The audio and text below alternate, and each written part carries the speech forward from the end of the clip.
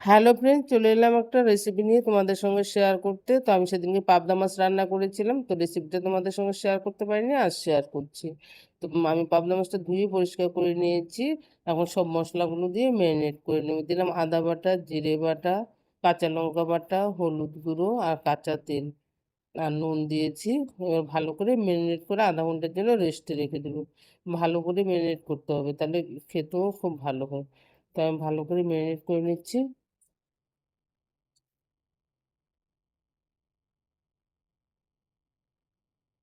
ভালো করে মিলিয়ে দিতে হবে।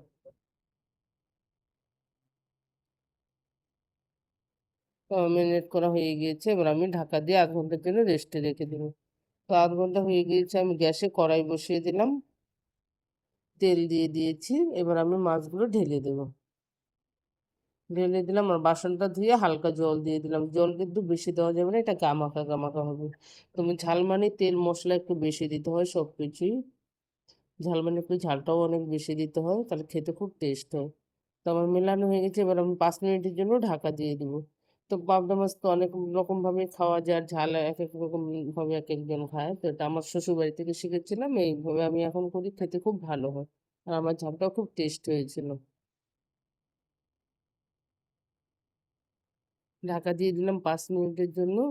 5 মিনিট একদম হালকা আঁচ দিয়ে ঢাকা দিয়ে দিতে হবে, জোরে আঁচ দিলে কিন্তু মাছগুলো নরম হয়ে যাবে। এবার আমি ঢাকাটা তুলে নিয়ে আবার উল্টে মাছগুলো 5 মিনিটের জন্য ঢাকা দেবো। তো আমার রান্নাটা হয়ে গিয়েছে, দেখো কত সুন্দর হয়েছে, নামিয়ে নিয়েছি। তো তোমরা বাড়িতে ট্রাই করে দেখো কেমন হলো, কমেন্টে